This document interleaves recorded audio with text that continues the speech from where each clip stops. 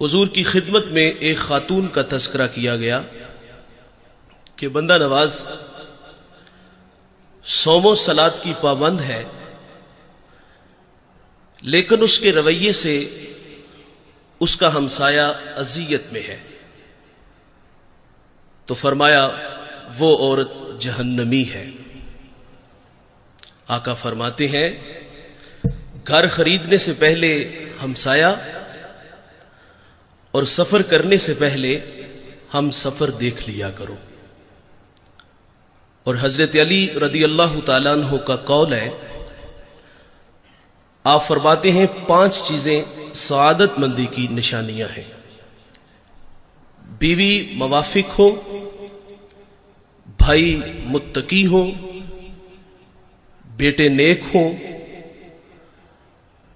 اور ان میں ایک فرمایا کہ اس کے پڑوسی اچھے ہوں، اور 5واں فرمایا کہ اس کا رزق اس کے اپنے شہر میں ہو۔ ہمسایہ دیوار کا ہے یا سرحد کا؟ اگر ہمسائے اچھے میسر نہ آئے تو زندگی عذاب ہو جاتی ہے، اور اگر کسی کو اچھے ہمسائے مل جائیں تو یہ بہت بڑی دولت ہے۔ ابو حمزہ ایک بہت بڑے محدث گزرے ہیں، اور ان کے بارے میں مشہور تھا، لوگ کہتے تھے کہ یہ نشہ بیچتے ہیں۔ وہ کوئی منشیات کا کام نہیں کرتے تھے، بلکہ جب وہ حدیث رسول بیان کرتے تو لوگوں پہ نشہ طاری ہو جاتا تھا۔ ابو حمزہ کا ہمسایہ اس کو بامر مجبوری مکان فروخت کرنا پڑا، اور اس نے باہر لکھ کے لگا دیا مکان برائے فروخت، اور نیچے اس کی قیمت بھی لکھ دی 2000 میرے مکان کی قیمت ہے، اور مزید لکھا کہ 2000 ابو حمزہ کی ہمسائیگی کا بھی لوں گا۔ تو لوگوں کی ایک لمبی لائن لگ گئی تھی 4000 دینار دینے کے لیے، اور جب ابو حمزہ کو پتا چلا کہ میرا ہمسایہ مکان بیچ کر کے یہاں سے جا رہا ہے، تو آپ نے خادم کو 4000 دینار دیے اور فرمایا جلدی جاؤ اور یہ میرے ہمسائے کو دے آؤ، اور اسے کہنا کہ یہ تو ویسے ہی رکھ لے لیکن مجھے چھوڑ کے نہ جانا۔ اچھا ہمسایہ بہت بڑی دولت ہے۔ حضور کی خدمت میں خاتون کا تذکرہ ہے، نمازیں بھی پڑھتی ہے، روزے بھی رکھتی ہے، لیکن زبان کا زہر کوبرا سانپ سے بھی زیادہ زہریلا ہے، تو فرمایا جہنمی ہے۔ اسی طرح ایک اور عورت کا تذکرہ ہوا، معمول کی نمازیں ہیں، معمول کے روزے ہیں، لیکن اس کے رویے سے اس کا ہمسایہ خوش ہے، تو میرے نبی فرماتے ہیں وہ عورت جنتی ہے۔ جنت کا معیار کیا ہے؟ میٹھے بول، اچھے اخلاق۔ امام منذری الترغیب والترہیب میں ایک روایت لائے ہیں، یہ 6 صدی کے محدث ہیں، حدیث کی معتبر کتاب ہے۔ حضور کی خدمت میں ایک جوان حاضر ہوا جس کا نام نامی اسم گرامی جابر بن سلیم تھا۔ حضور سے پہلی ملاقات تھی، اور اللہ نے اپنے محبوب کو یہ کمال بخشا تھا کہ آپ پہلی ہی ملاقات میں اپنا بنا لیتے تھے۔ ان کے بول بہاروں جیسے اور اصحاب ستاروں جیسے، مٹھیاں مٹھیاں بولیاں مدنی ڈول دیاں، کنا دے وچ رہندیاں مشری گول دیاں۔ میٹھی میٹھی باتیں سنی من میں اتر گئی، ایمان نصیب ہوا۔ جانے لگے تو حضور سے عرض کرتے ہیں آقا میرے دامن میں کچھ حکمت کے موتی ڈال دیجئے، جو ابھی ابھی ایمان لایا ہے اس کو حضور نبی رحمت صلی اللہ علیہ وسلم نے پہلی نصیحت کیا فرمائی؟ نماز پڑھا کرو، روزے رکھو، حج کے لیے نکلو، مال کے نصاب ہو تو زکات دو۔ جو ابھی ابھی ایمان لایا ہے اس کو سب سے پہلی نصیحت یہ ارشاد فرمائی، لا تسبن احدا، فرمایا جابر کسی کو گالی نہ دینا، اس کو اخلاق سکھائے۔ اور آپ فرماتے پھر میں نے ساری زندگی کسی جانور کو بھی گالی نہیں دی۔ ہمارے بچے بولنا سیکھتے ہیں تو گالیاں سیکھتے ہیں۔ ہمارے گھر کا ماحول ایسا ہے، والد بچوں کو گالیاں دیتا ہے، اور وہ بچپن میں سیکھی گالیاں کل بڑے ہو کر وہ والد کو بھی گالی دیتا ہے۔ فرمایا کسی کو گالی نہ دینا، اور میرے نبی کا فرمان ہے مرغے کو گالی نہ دو۔ کیوں؟ فرمایا اس لیے کہ وہ تمہیں نماز کے لیے اٹھاتا ہے۔ یہاں رک کر کے ایک جملہ عرض کروں گا۔ فرمایا مرغے کو گالی نہ دو، وہ تمہیں نماز کے لیے اٹھاتا ہے۔ آج لوگ علماء کو گالیاں دیتے ہیں، جو لوگوں کو دین سکھاتے ہیں، جنہیں استنجا کرنے کا بھی پتہ نہیں نہ ہوتا، جو منہ میں آتا ہے وہ کہہ دیتا ہے۔ فرمایا پسو کو بھی گالی نہ دو۔ تعلیم تو یہ ہے کہ کسی پر لعنت بھی نہ کرو۔ سیدنا صدیق اکبر رضی اللہ تعالیٰ عنہ فرماتے ہیں ایک دن مجھے غلام پہ غصہ آ گیا اور میں نے اس پہ لعنت کر دی، تو نبی رحمت صلی اللہ علیہ وسلم فرماتے لعین وصدیقین کلا ورب الکعبہ، صدیق بھی ہو اور لعنت بھی کرے؟ رب کعبہ کی قسم ایسا ہرگز نہیں ہو سکتا۔ تو آپ جی میں شرمسار ہوئے اور اس غلام کو آپ نے کفارے کے طور پہ آزاد کر دیا۔ جابر کو حضور نے پہلی نصیحت فرمائی کہ کسی کو گالی نہ دینا۔ دوسری نصیحت فرمائی کہ جابر نیکی کو حقیر نہ جاننا۔ ہم لوگ گزر جاتے ہیں اس خیال سے کہ بھلا اس کا اجر کیا ہوگا۔ رحمت حق بہانہ می جوید، اللہ کی رحمت بندے کو بخشنے کے بہانے ڈھونڈتی ہے۔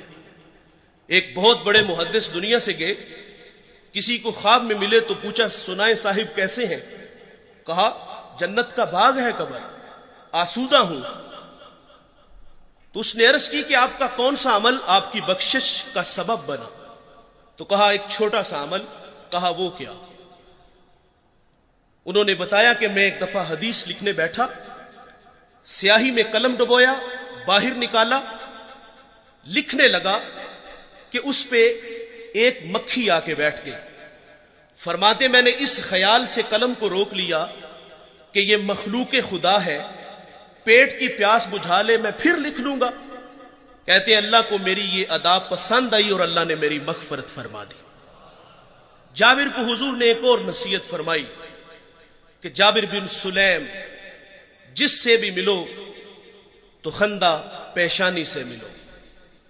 ہم سٹیٹس کو باہر رکھتے ہیں، مذہبی لوگ ہیں ہم، غریب آدمی ٹائم لینے آ جائے تو ہم ٹائم بھی نہیں دیتے، کوئی مسئلہ پوچھنے آ جائے تو ہم مسئلہ بھی نہیں بتاتے۔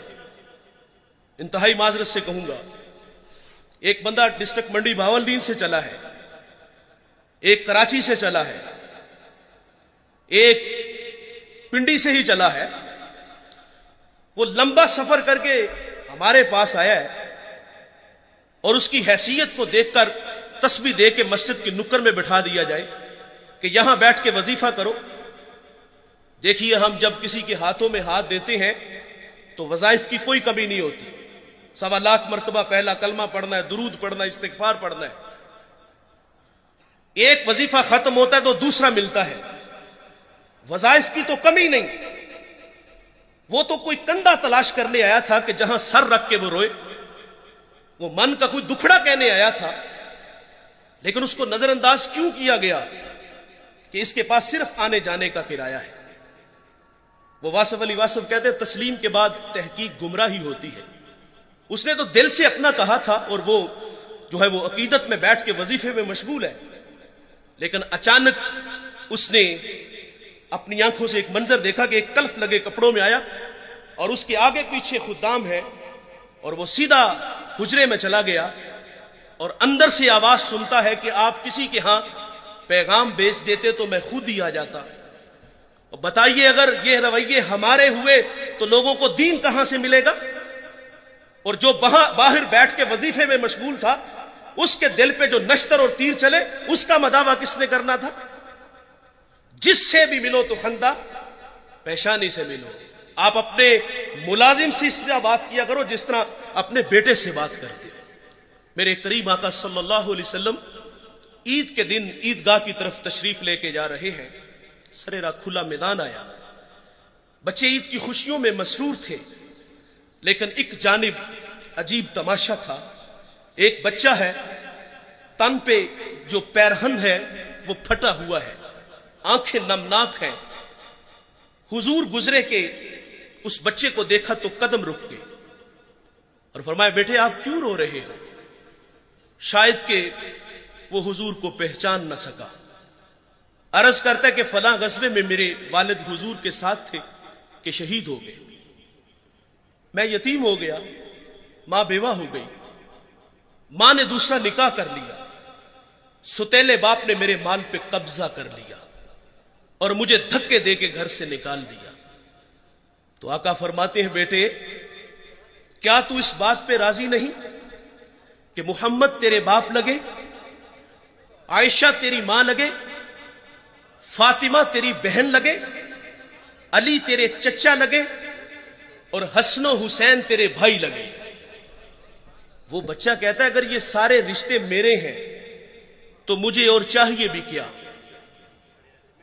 حضور عیدگاہ نہیں گئے, اس بیٹے کو لیا, گھر تشریف لے آئے, اس کو کھانا دیا, لباس دیا, پھر انگلی تھامی اور عیدگاہ کی طرف تشریف لائے. سرے راہ جب کھلا میدان آیا نا تو وہی بچے جو عید کی خوشیوں میں مسرور تھے اور اس کے تن پر قیمتی لباس دیکھا اور اب نبی رحمت صلی اللہ علیہ وسلم کی انگلی تھام کے عیدگاہ کی طرف جا رہا تھا تو پھٹی نگاہوں سے دیکھ کے کسی نے کہہ دیا بھائی جان ابھی تو رو رہے تھے. اب فخر سے کہتا ہے میں بھوکا تھا مجھے کھانا ملا, میں ننگا تھا مجھے لباس ملا, میں یتیم تھا مجھے ابو جی محمد ملے, عائشہ ماں ملی, فاطمہ بہن ملی, علی چچا ملے, حسن و حسین بھائی ملے.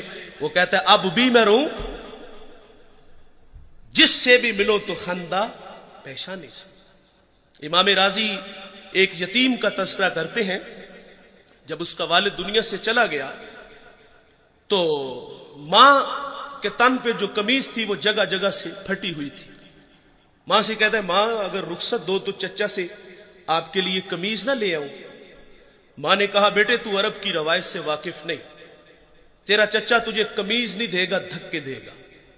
بچپنے کی معصومیت تھی کہ محبت میں ماں سے الجھ بیٹھا. کہتا ہے ماں کیوں نہیں دے گا, میرے والد کا بھائی ہے, بہت سارے حق بنتے ہیں. جب ضد بڑی تو ماں نے اجازت دے دی. یہ بچہ چچا کے دروازے پہ آیا, دستک دی, چچا کے بیٹے باہر آئے اور یہ ان سے باتیں کرنے لگا. اس نے کیا کہا ہوگا کہ چلو باہر کھیلنے چلتے ہیں, یا کوئی کل کا پروگرام بنانے گیا تھا.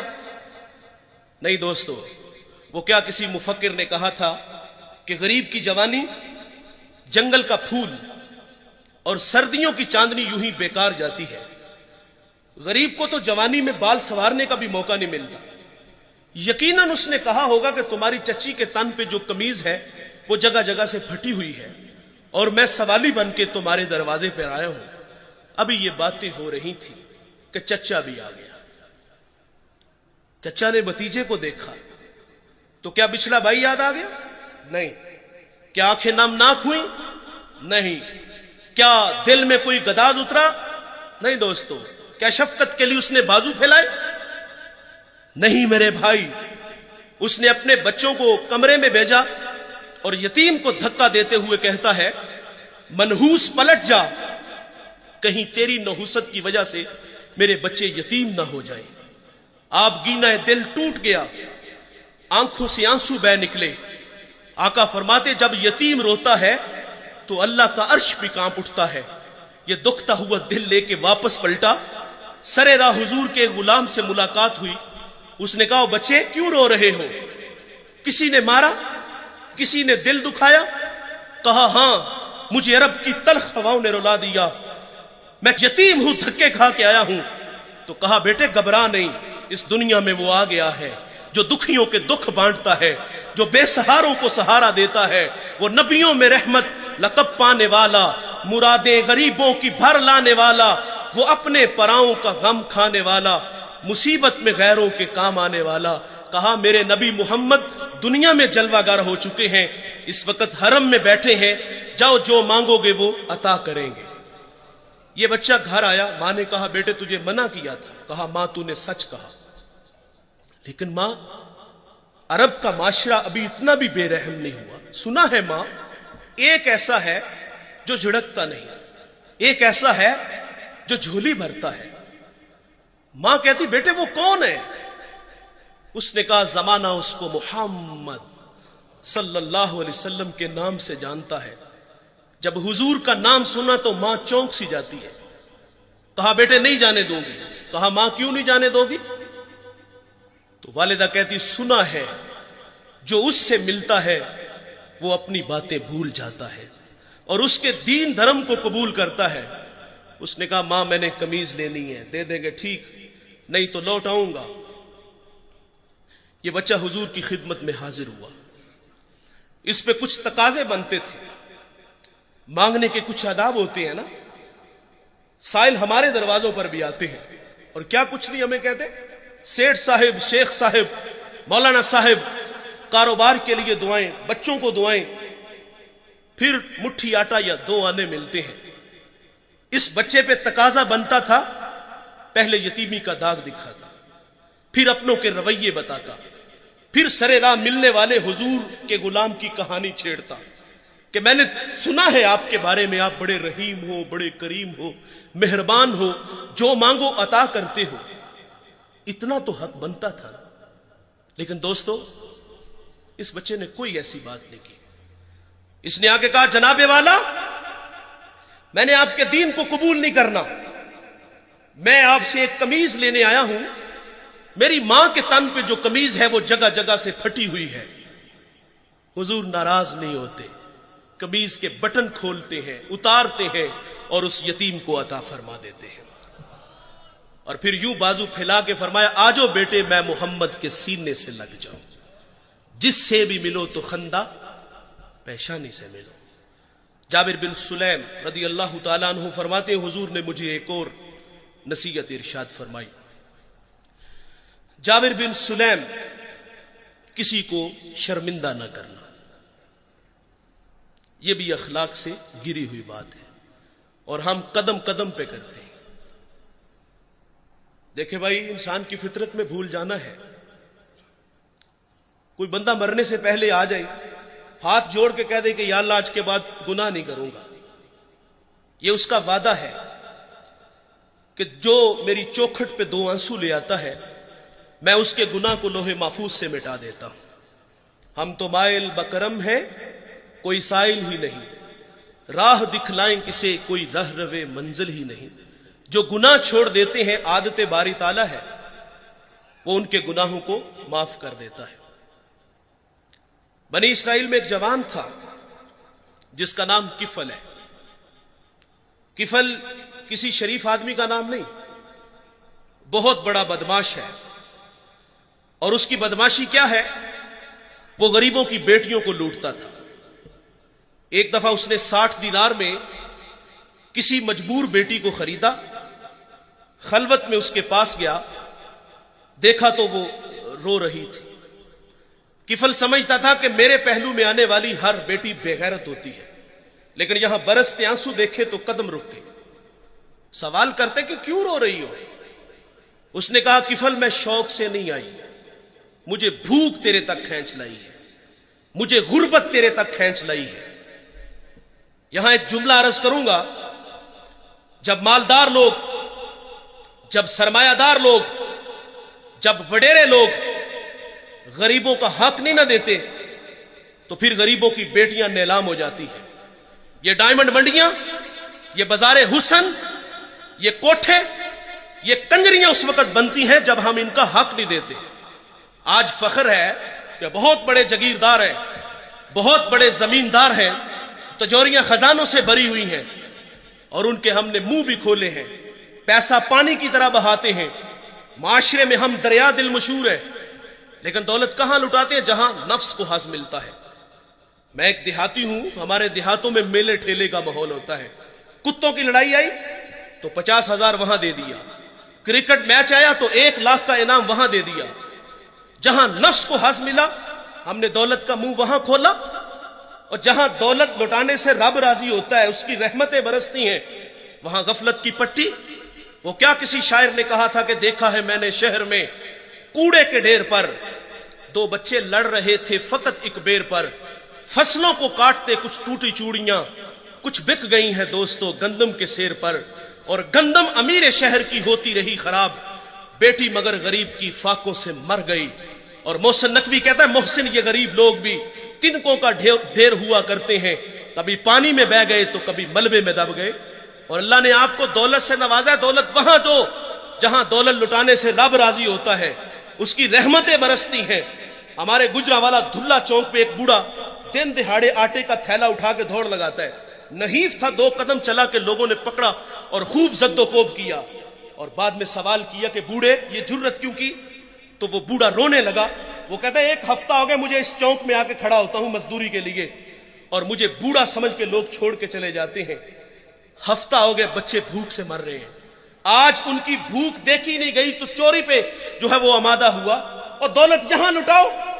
یہ نوائے وقت میں ایک خبر چھپی تھی، کمالیہ کی بیٹی وہ شادی کے قابل تھی، ایک رشتہ ملا، ادھر سے بارات آ رہی ہے، ادھر بیٹی والے تیاریوں میں تھے، ہمسائیگی میں سے کسی نے شرارت کی کہ جس کے گھر میں آ رہے ہو وہ اپنی بیٹی کو چند جوڑوں کے سوا اور کچھ بھی نہیں دے سکتا، بارات وہیں سے واپس چلی گئی تھی۔ بتاؤ اس بیٹی کے دل پہ جو کچوکے اور زخم لگے تھے اس کا مداوع کس نے کرنا تھا؟ چاندی اتر آئی بیٹیوں کے بالوں میں، مفلس کو پھر امید ہے کہ بارات آئے گی، اور کتاب زیست کا ایک اور باب بیت گیا، جہیز بن نہ سکا اور شباب بیت گیا۔ اور اللہ نے آپ کو دولت سے نوازا ہے، غریبوں کی بیواؤں کی بیٹیاں گھروں میں بوڑھی ہو رہی ہیں، تم کتوں کی لڑائی پہ پیسے لٹا رہے ہو، تم ہجڑوں پہ دولت لٹا رہے ہو۔ اگر دولت لٹانے کا شوق ہے تو معاشرے میں پھیلے ہوئے دکھ دیکھو، یتاما مساکین پہ دولت لٹاؤ تاکہ تم خدا کی رحمتوں کے مستحق ٹھہرو۔ لیکن دولت وہاں دی جہاں نفس کو حظ ملا۔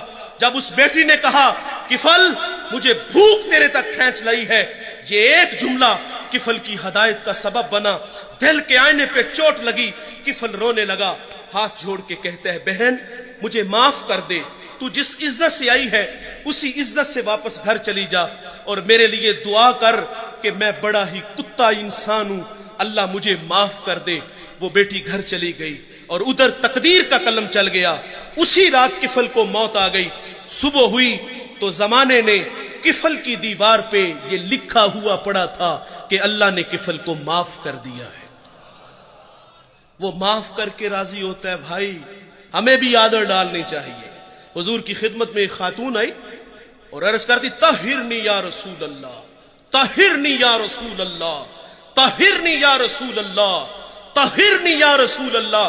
4 دفعہ کہا آقا مجھے پاک کیجئے، آقا مجھے پاک کیجئے، آقا مجھے پاک کیجئے، آقا مجھے پاک کیجئے۔ حضور نے اس کا جرم پوچھا تو اس نے کہا کہ میں شادی شدہ ہوں، مجھ سے زنا کا ارتکاب ہوا، میرے پیٹ میں بچہ ہے۔ اور یہ حضور سے جب اس نے عرض کیا تو حضور فرماتے ہیں یہ گناہ تو نے کیا ہے، اس کی سزا بھی تیرے لیے ہے، اس بچے کا کوئی قصور نہیں۔ حضور نے اس کو مہلت دی، اس نے بچے کو جنم دیا، پھر 2 سال اس کو دودھ پلایا، 2.5 سال بعد حضور کی خدمت میں حاضر ہے، اس کو سنگسار کیا گیا، پھر خود حضور نے جنازہ پڑھا۔ حضرت عمر رضی اللہ تعالیٰ عنہ عرض کرتے ہیں آقا یہ بڑی بدکار عورت تھی، تو میرے نبی فرماتے ہیں عمر اس خاتون نے ایسی سچی توبہ کی ہے، اگر اس کی توبہ کا 10واں حصہ اہل مدینہ میں بانٹ دیا جائے تو اللہ تعالیٰ سب کی مغفرت فرما دے۔ لیکن ہمارا حال کیا ہے؟ اگر غلطی ہو جائے تو ہم معافی نہیں کرتے۔ یار مثال کے طور پہ بندہ گناہ چھوڑ کے مسجد میں ہی آنا ہے نا اس نے، تو ہم کہتے ہیں لو 100 چوہے کھا کے بلی حج نو چلی، اور پائی تینوں مسجد آراکی نے وہایا، اسی اللہ نے جس اللہ نے تمہیں دکھایا ہے۔ کبھی ہم کہتے چور چوری چھوڑ دیتا ہے، ہیرا پھیری نہیں چھوڑتا، جوتے چرانے آئے ہو۔ وہ یار وہ آ گیا ہے، مسجد کی آبادی کا سبب بنا ہے، ہمیں خوش ہونا چاہیے تھا. میں شکرگڑھ باؤنڈری پہ ایک گاؤں میں حاضر ہوا تو وہاں جو محلے کی مسجد تھی نا، وہاں نماز تو بڑی دور کی بات ہے، اذان پڑھنے کے لیے کوئی بندہ نہیں ملتا. یہ مسجدوں کی حالتیں ہیں. اقبال جب اندلس گیا، قرطبہ مسجد جس کے 1400 ستون ہیں، اسے اجڑا دیکھا تو اقبال وہاں پھوٹ پھوٹ کے رویا تھا کہ رو رہی ہے آج ایک ٹوٹی ہوئی مینا اسے. کل تلک جس ساکی کے گردش میں پیمانے رہے، خیر تو ساکی سہی مگر پلائے گا کسے، اب نہ میں کش باقی رہے نہ میں خانے رہے. اقبال کہتا ہے واعظ قوم کی وہ پختہ خیالی نہ رہی، برق طبعی نہ رہی، شعلہ مکالی نہ رہی، رہ گئی رسم اذاں روح بلالی نہ رہی، فلسفہ رہ گیا تلقین غزالی نہ رہی، اور مسجد مرثیہ خواں ہے کہ نمازی نہ رہے، یعنی صاحب اوصاف وہ حجازی نہ رہے. اللہ کے گھر تو ویران ہے. اگر کسی کی پیشانی میں سجدوں کا نور ٹپک رہا ہے، وہ اللہ کے گھر میں حاضر ہے، ہمیں تو خوش ہونا چاہیے تھا، لیکن ہم شرمندہ کرتے ہیں. جب اللہ معاف کر دیتا ہے تو ہمیں بھی عادت ڈالنی چاہیے. علامہ سعدی لکھتے ہیں، شارح مسلم مفسر قرآن، ایک بوڑھے کا تذکرہ کرتے، وہ ہر سال حج کے لیے جاتا تھا. ایک دفعہ کسی نوجوان کو ان کے ساتھ جانے کا اتفاق ہوا. اللہ کے گھر میں پہنچے تو بوڑھے نے لبیک کہا. ہاتف سے آواز آئی لا لبیک، کہ بوڑھے تیرا کوئی حج نہیں. جو ساتھ نوجوان تھا وہ چونک سا گیا. اس نے کہا بابا جی آواز نہیں سنی؟ تو کہا بیٹے یہ آواز میں 70 سال سے سن رہا ہوں. تو وہ جوان کہتا ہے کہ بابا جی آپ پھر بھی آتے ہو؟ اب کلیجہ پھٹنے لگا. رو کے کہا کہ بیٹے بتا اس در کے علاوہ کوئی اور در ہے جہاں جا کے میں دامن پھیلاؤں؟ بس اتنا کہنا تھا کہ رحمت خدا بندی جوش میں آئی. ہاتف سے آواز آتی ہے کہ جا بوڑھے، ہم نے تیرے 70 کے 70 حج قبول کر لیے.